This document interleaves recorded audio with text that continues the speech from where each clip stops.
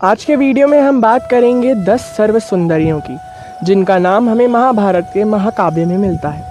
मैंने इस वीडियो में सुंदरता के हिसाब से महाभारत में मेंशन स्त्रियों के बारे में ही बताया है, जिनकी सुंदरता के बारे में महाभारत में अलग से मेंशन किया गया है। पर पहले चैनल को सब्सक्राइब कीजिए। अगर ये वीडियो पसंद आए तो लाइक कीजिए, अपने दोस्तों और रिश्तेदारों के साथ इसे शेयर कीजिए और कमेंट बॉक्स में बताइए कि किस सुंदरी का नाम मैंने नहीं लिया या किस नंबर पे होनी चाहिए थी। 10वें नंबर पे है रानी सत्यवती। आप सभी जानते हैं इनके सौंदर्य के कारण किस तरह राजा शांतनु इनके मोह में फंस गए थे और इनके शरीर से इतनी सुंदर सुगंध आती थी, इसीलिए इन्हें मछुआरी कन्या, जिसके शरीर से ऐसी सुगंध आती है, इसलिए इन्हें मत्स्यगंधा भी कहा जाता था। 9वें नंबर पे आती है महारानी माद्री, महाराज पांडु की छोटी पत्नी। ये मद्र देश की राजकुमारी थी और इनके रूप और सौंदर्य की चर्चा अलग अलग राज्यों में भी थी। इन्हीं का सौंदर्य कारण बना था महाराज पांडु की मृत्यु का, और उस समय मनुष्यों में सबसे सुंदर नकुल भी इन्हीं के पुत्र थे। 8वें नंबर पे है राजकुमार अर्जुन की तीसरी पत्नी राजकुमारी उल्लुपी। ये नागों की राजकुमारी थी और रूप और सौंदर्य में बड़ी ही दिव्य थी।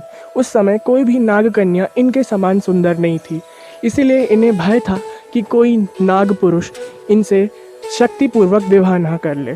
7वें नंबर पे है उर्वशी, भगवान नारायण की उर्व अर्थात जंघा से उत्पन्न हुई उर्वशी। ये स्वर्ग की सबसे सुंदर अप्सराओं में गिनी जाती हैं, क्योंकि इन्होंने कई अप्सराओं का अहंकार तोड़ा था और कैसे इन्होंने पांडवों के पूर्वज महाराज पुरुरवा का मन मोहित किया था, जिस पे महाकवि कालिदास ने एक बहुत बड़ी काव्य रचना भी की है। 6वें नंबर पे है अप्सरा तिलोत्तमा। इनका शरीर भगवान ब्रह्मा ने सारी सुंदर चीज़ों को जोड़ के बनाया था, इसलिए इनका नाम तिलोत्तमा है। कैसे इनके कारण सुंध और उपसुंध नाम के दो असुर बिना कुछ कहे ही आपस में एक दूसरे के प्राण ले लेते हैं, ये उनके सौंदर्य का सबसे बड़ा प्रमाण है। 5वें नंबर पे है देवी गंगा। इनके सौंदर्य के बारे में तो क्या ही बताना, इनका रंग भी हिमालय की हिम की तरह ही श्वेत है। इनके सौंदर्य के बारे में तो ये भी कहा जाता है कि महाराज शांतनु केवल एक नज़र में ही इन्हें अपना दिल दे बैठे थे और बिना कुछ कहे सीधे इनसे अपने विवाह का प्रस्ताव दे दिया था। 4थे नंबर पे है राजकुमारी सुभद्रा, भगवान कृष्ण की छोटी बहन और राजकुमार अर्जुन की चौथी और अंतिम पत्नी। सुभद्रा स्वयं देवी योग माया का ही अवतार थी। जगन्नाथपुरी में इन्हें हल्दी मुखी कहा जाता है, जिसका अर्थ है हल्दी लगाने के कारण इनके मुख में स्वर्ण सा तेज आ जाता था। 3रे नंबर पे आती हैं साम्राज्ञी द्रौपदी।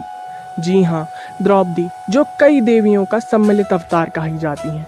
महाभारत में कई बार इन्हें धरती की सबसे सुंदर स्त्री कहा गया है।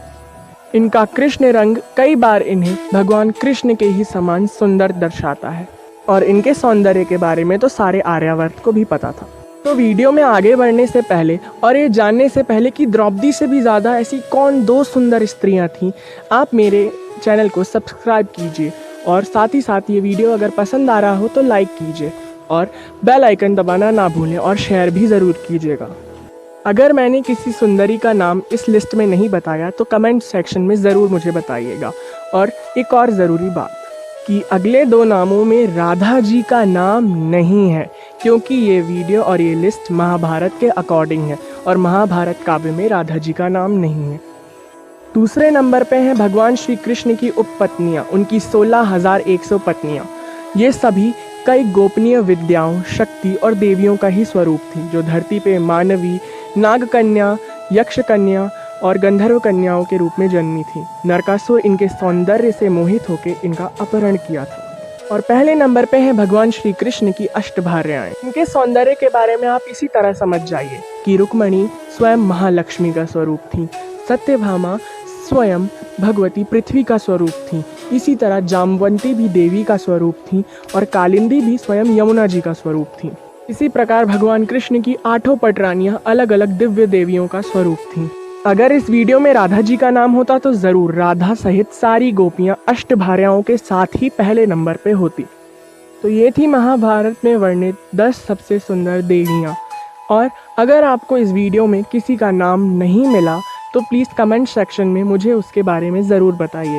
और प्लीज़ मेरे चैनल को सब्सक्राइब करके अपना सपोर्ट दीजिए और इसे लाइक कीजिए और अपने दोस्तों और रिश्तेदारों के साथ इसे शेयर भी कीजिए। राधे राधे।